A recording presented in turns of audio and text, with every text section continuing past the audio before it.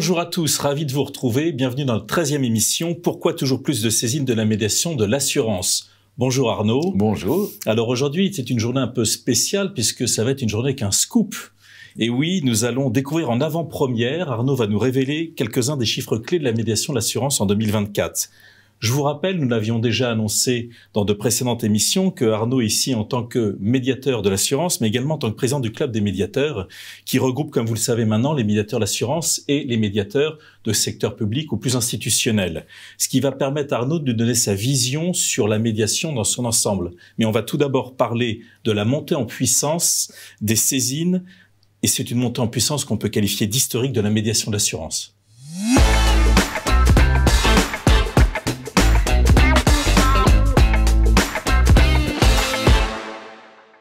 Alors Arnaud, parlons de la médiation de l'assurance, un chiffre qui est quand même un chiffre colossal, si je puis m'exprimer ainsi, puisque sauf erreur de ma part, nous sommes presque à 37 000 saisines en 2024. Juste pour rappel pour les téléspectateurs, nous étions à 15 000 saisines en 2020, c'est-à-dire une multiplication, si je sais compter, par 2,5 environ en 5 ans, ce qui est colossal. Et donc la question qu'on se pose naturellement, comment nous en sommes arrivés là? Pourquoi autant de protestations de la part des assurés? Que se passe-t-il? Il y a plusieurs raisons probablement, et donc il y a un peu de tout. Il y a la réglementation. À la fois, il y a une loi qui est passée en 2019 qui dit que si votre litige est d'un enjeu inférieur à 5 000 €, vous devez d'abord tenter une médiation avant d'aller en justice. Le juge peut dire, vous n'avez pas tenté une médiation, je ne prends pas votre affaire. Et la directrice des affaires civiles et du sceau du ministère de la Justice a dit en décembre dernier que le ministère réfléchissait à remonter ce seuil à 10 000 € pour désengorger les tribunaux. D'accord. Ensuite, toujours dans le réglementaire, la CPR a fait une recommandation en 2022 qui est entrée en vigueur début 2023, au terme de laquelle les assurés sont mieux informés de leurs droits de saisir la médiation gratuitement, puisque quand l'assuré exprime son mécontentement, ce qui est donc la définition d'une réclamation, s'il le fait par écrit, eh bien, l'assureur doit lui dire « j'ai 2 mois pour vous répondre », et si à l'issue de ma réponse, ou à l'issue d'un délai de 2 mois, vous êtes toujours mécontent de la situation, voici les coordonnées de la médiation que vous pouvez saisir gratuitement. Donc les consommateurs, et donc les assurés pour ce qui nous concerne, sont mieux informés de leurs droits qu'il y a quelques années. Bon, donc ça c'est un premier facteur. Après, vous ajoutez les problèmes de pouvoir d'achat, vous ajoutez une société française qui est dans la défiance, on a bien vu avec la situation politique du moment, eh bien, on en arrive à 37 000 saisines. C'est donc un système mieux connu, plus souple, mais la question qu'on peut se poser, puisque vous êtes également président du club des médiateurs, est-ce que c'est un schéma que l'on retrouve dans les autres médiations? Est-ce que c'est spécifique à la médiation d'assurance? Non, alors, il y a une montée en puissance de toutes les médiations, parce que en tout cas les aspects réglementaires qu'on a évoqués concernent déjà le secteur de la banque et de l'assurance pour la CPR, mais la loi de 2019 s'applique à tout le secteur. Donc, comme vous l'avez dit, je suis effectivement président du club des médiateurs, donc on publie des statistiques, et le dernier exercice disponible, c'est 2023. Donc en 2023, il y avait une progression de 19% des saisines par rapport à 2022, avec 270 000 demandes de médiation pour les adhérents de ce club, qui sont donc à la fois des médiations de la consommation et des médiations institutionnelles. Donc voilà, 270 000 demandes de médiation, les 2 tiers pour les médiations de la consommation, 1 tiers pour les médiations institutionnelles. Donc oui, les systèmes de médiation sont de mieux en mieux connus par nos concitoyens, ils sont gratuits, ils sont plus rapides que la justice, même si on peut toujours dire que nos délais de réponse sont trop longs, on va voir les délais pour la médiation de l'assurance, mais si vous allez en justice, c'est 1 an et demi. Et après, il y a des appels, etc. Bon. Alors, après, il y a l'autorité de la chose jugée. Mais voilà, les médiations sont quelque chose de beaucoup plus pragmatique. Alors, la question qu'on se pose, c'est pour quel litige et pour quel résultat?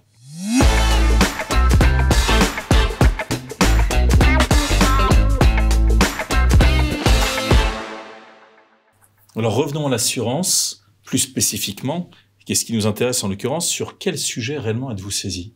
Oui, alors on a préparé une slide qui apparaît à l'écran. Donc vous voyez qu'il y a une certaine stabilité, puisque pour à peu près les 2/3 des cas, nous sommes saisis sur les questions d'assurance dommages, donc assurance auto, assurance habitation, les assurances affinitaires aussi, qui représentent toujours une part significative, à peu près 16% de ce total. On en avait parlé dans le cadre d'une précédente émission. Téléphone portable, annulation de voyage, voilà. Donc à peu près les 2/3 de nos saisines, c'est l'assurance dommage. 27%, c'est santé et prévoyance, donc assurance emprunteur notamment. Et pour 8%, assurance vie, épargne retraite. D'accord. Donc, en fait, ce sont principalement les particuliers qui vous saisissent, alors qu'on avait déjà abordé le sujet. Oui. D'autres publics peuvent être amenés à vous saisir. Voilà. On est d'abord une médiation pour les individus, pour les particuliers. C'est ce que prévoit la directive européenne de 2013, qui a été transposée en droit français en 2015. Et donc, 95% de ces 37 000 saisines, ce sont des particuliers. Pour 5%, ce sont des PME.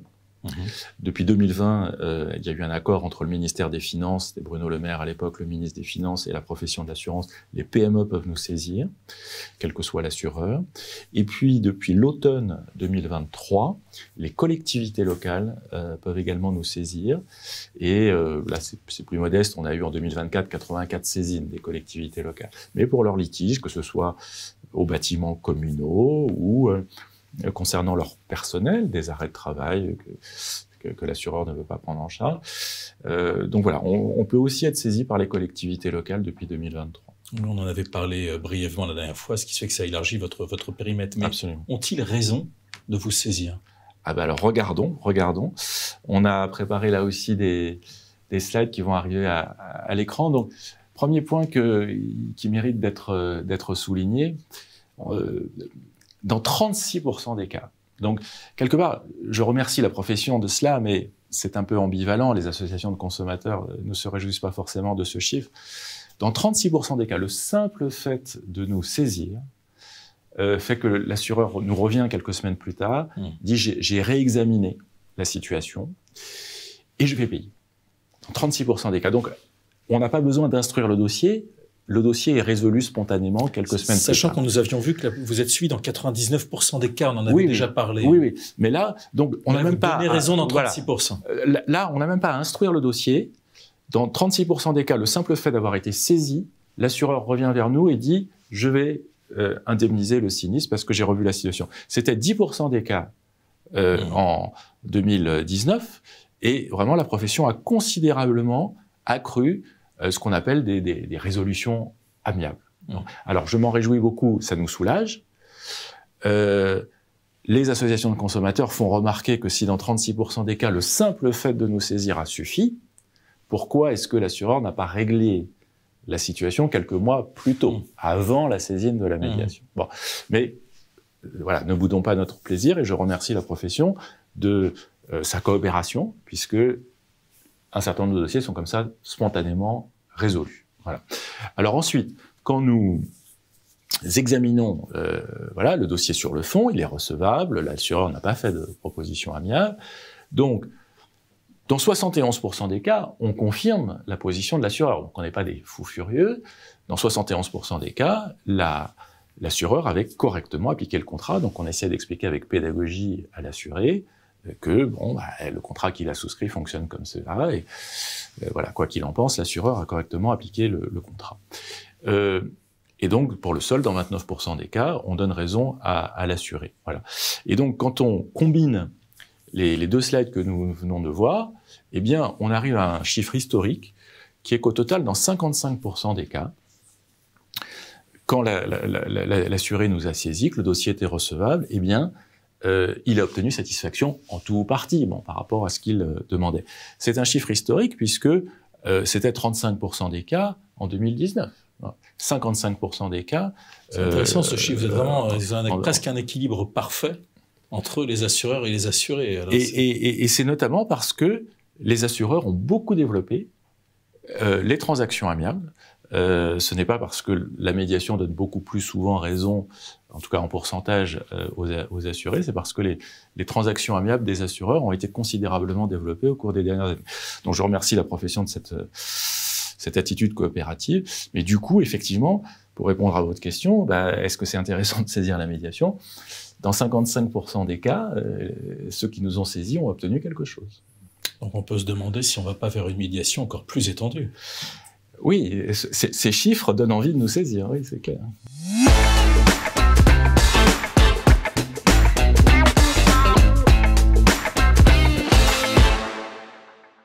Une fois que nous avons dit cela, on peut se dire qu'on risque d'être face à une avalanche de saisines. C'est un peu la situation que nous vivons et qui dégrade un petit peu nos délais de réponse. Bien Donc, sûr. je vous ai dit tout à l'heure que on est quand même beaucoup plus rapide que la justice, mais là, on a préparé une slide qui montre que nos délais de réponse sont considérablement améliorés depuis 2020, puisqu'on était quasiment à 12 mois en moyenne pour donner une réponse aux assurés, ce qui était évidemment beaucoup trop long. On est descendu à moins de 7 mois en 2023, et on remonte un peu, on est en moyenne à 7,3 mois pour l'année 2024. Donc, oui, cette très forte poussée du volume de saisine a un petit peu dégradé nos délais de réponse, si bien qu'on a besoin de recruter. Et on J'invite compte nos téléspectateurs à appeler le cabinet de recrutement IFPAS. Absolument, et donc on compte sur les cabinets de recrutement les plus compétents du marché pour nous aider à recruter. Et puis, donc il nous faut des bras supplémentaires, et puis pourquoi pas expérimenter ce que l'intelligence artificielle pourrait nous apporter. Et donc on met en œuvre des premiers projets sur le classement des documents, pour faire gagner, en tout cas, du temps de traitement sur les tâches répétitives, administratives. Alors, toutes nos félicitations, parce que c'est depuis que vous êtes médiateur qu'on voit cette amélioration, alors qu'en parallèle, il y a cette hausse de saisine. Et donc, à la question qu'on se pose tous quand on voit 37 000 saisines, vous dites que pour répondre à cela, c'est d'une part des recrutements de juristes. Je crois qu'on peut indiquer qu'il y a 100 juristes environ. Oui, au niveau de la médiation, ce qui est quand même... ça représente peut-être une des directions juridiques, si je peux m'exprimer ainsi, ou un collectif de juristes, un des plus importants du secteur de l'assurance. Et en parallèle, donc vous dites ce qui est très intéressant, c'est que vous penchez également sur l'IA, l'intelligence artificielle, pour également avoir un complément d'accélération. Voilà. Est-ce qu'on peut faire des gains de productivité sur le classement des documents, de façon à faire gagner du temps aux juristes dans la présentation du dossier, dans un résumé des faits, voilà, pour que le dossier soit traité plus vite. Et puis, dans un second temps, le second projet qu'on aura sur l'intelligence artificielle, c'est de voir si il peut y avoir de l'aide à la rédaction. Donc, il faut être très prudent. Il faut bien sûr que les êtres humains soient toujours les pilotes de la machine. C'est un outil complémentaire. La commission qui nous surveille, la commission d'évaluation et de contrôle de la médiation de la consommation insiste beaucoup sur le fait que c'est toujours des humains qui doivent bien sûr être vraiment les patrons, enfin, et chargés du dossier. Donc les juristes ne doivent surtout pas devenir paresseux et se dire bon, la machine propose une réponse et on va s'en contenter. Ou être dépossédé d'une manière ou d'une autre. Voilà. Donc il faut être très très très vigilant. Il faut faire apprendre à la machine sur le bon environnement, c'est-à-dire nos propositions de solutions, notre cadre juridique. Bon, et on va être très prudent naturellement et on va voir ce que ça donne. Mais potentiellement, ça peut nous aider à gagner en productivité. Donc en tout cas, on va explorer. Oui, parce que vous insistez sur le fait, et je pense que vous avez raison, que le juriste est au cœur, c'est l'humain, mais de ce fait, est-ce que vous pouvez nous rappeler le processus de la médiation? Oui. Parce qu'on parle depuis médiation depuis tout à l'heure, mais c'est quoi? C'est rapprocher les points de vue ou pas du tout? Oui, non, vous avez raison, il y a sous le terme de médiation, et je le vois bien avec le club des médiateurs, on a des approches qui peuvent être différentes. Ouais. Donc vous avez des médiateurs, effectivement, comme le médiateur du crédit, qui sont dans le rapprochement des points de vue. C'est-à-dire qu'il y a une entreprise qui est en difficulté et il va mettre dans la même pièce l'entreprise et ses créanciers, les banquiers, pour dire voilà, que chacun fasse un effort. Pour arriver à un accord, un consensus. Voilà, pour un rééchelonnement de la dette dans le cas du médiateur du crédit. Bon. Donc il y a des médiations qui conçoivent leur rôle comme n'ayant pas d'opinion. L'important est qu'un consensus soit trouvé et peu importe le consensus. Alors nous, on n'est pas dans cette optique-là. Des fois, on appelle ça une médiation par l'expertise. C'est-à-dire que dans notre cas, il y a un contrat d'assurance qui a été signé par les deux parties. Bon. Le contrat, rien que le contrat et l'expertise sur le contrat. Voilà. Donc, est-ce que l'assureur a correctement appliqué les garanties? Est-ce qu'il a délivré les garanties conformément au contrat? Voilà. Donc c'est avant tout en droit que l'on prend position. Et également, vous pouvez peut-être nous rappeler que vous intervenez, contrairement au juge, en équité, vous. Voilà. Alors, c'est l'intérêt de la médiation aussi, comme une sorte de soupape pour notre système judiciaire. La loi prévoit, le Code de la consommation, que les médiateurs interviennent en droit et ou en équité. Alors, qu'est-ce que c'est l'équité? La définition traditionnelle, c'est rétablir le juste. Bon. Qu'est-ce que ça veut dire? Donc, peut-être je vous donne quelques exemples. Si l'assuré a contribué par son attitude vertueuse à réduire l'ampleur du sinistre, je trouve qu'il faut l'en récompenser. Donc, un cas qu'on a eu à la médiation, c'est il y a un dégât des eaux, l'assuré réagit vite, il appelle le plombier, recherche de fuite. Bon, l'intervention a lieu rapidement, il n'y a pas de dégâts ni dans son appartement, ni chez le voisin du dessous. Et l'assureur répond, s'il y avait eu des dégâts, j'aurais pris en charge les frais de recherche de fuite. Mais comme il n'y a eu aucun dégât, la facture du plombier est pour vous. Bon. Et là, c'est absurde. Donc, si l'assuré avait eu un comportement non vertueux, il aurait été mieux remboursé qu'en ayant eu un comportement vertueux. Donc là, on dit à l'assureur, vous allez quand même prendre en charge au moins 50% des frais de recherche de fuite. Ou si l'assureur a sous-estimé son engagement. Donc, autre exemple, bris de vitre avec une voiture décapotable. L'assureur a donné sa garantie bris de glace. Et puis donc, la voiture décapotable est à l'arrêt, garée, l'assuré la retrouve avec la vitre arrière brisée. Un expert est envoyé qui dit, pour ce modèle-là, on ne peut pas changer la vitre, il faut changer l'ensemble du toit. Alors l'assureur dit, pas question, moi j'ai donné ma garantie bris de glace, j'ai pas donné une garantie aussi considérable que ça.